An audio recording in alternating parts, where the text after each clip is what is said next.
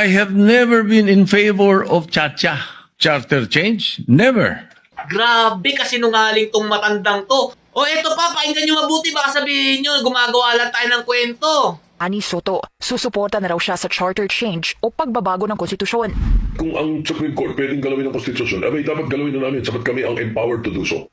Ngayon mo sabihin sa publiko, Senator Soto, na wala kang kaalam-alam about dito sa tsatsang nabubuo. Ang kakapal talaga ng mukha nyo. Tapos may makikita tayong post na ganito, na kung sakaling tumakbo daw si VP Sara Duterte sa 2028 bilang Pangulo, maaari daw po niya itong iboto.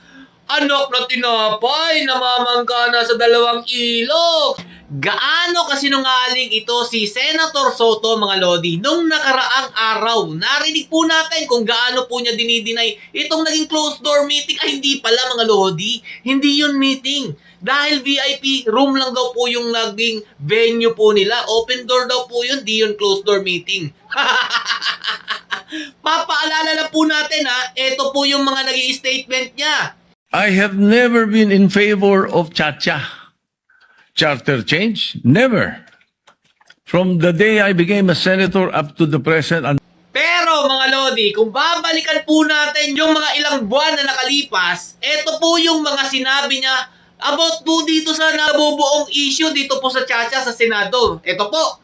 Duda si Senate President Tito Soto sa rason ng Korte Suprema sa pagbasura nito sa impeachment case ni VP Sara. At dahil nga dyan, suportado na raw niya ang Chacha. Dahil nga dyan, suportado na raw niya ang Chacha. Suportado na raw po niya ang Chacha dahil po dito sa naging desisyon ng Supreme Court. Grabe kasi nungaling tong matandang to. O eto pa, pakinggan nyo mabuti, baka sabihin nyo, gumagawa lang tayo ng kwento. Ani Soto, susuporta na raw siya sa charter change o pagbabago ng konstitusyon. Kung ang Supreme Court pwedeng galawin ang konstitusyon, abay dapat galawin na namin sapat kami ang empowered to do so. Di ba? Yun ang punto ko.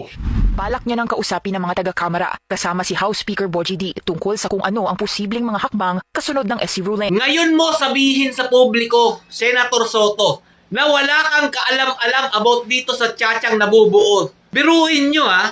Dahil sa ang bilis po makalimot ng mga tao, naniwala naman po itong mga tansong talangka na to dito sa sinabi ni Tito Sen na wala daw po silang kaalam-alam doon sa nababanggit pong Chacha. Ang kakapal talaga ng mukha nyo. Tapos may makikita tayong post na ganito na kung sakaling tumakbo daw si VP Sara Duterte sa 2028 bilang Pangulo, maaari daw po niya itong iboto.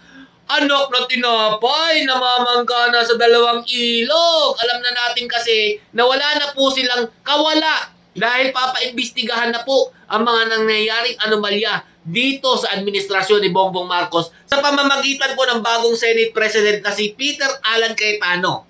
Abangan po natin yan.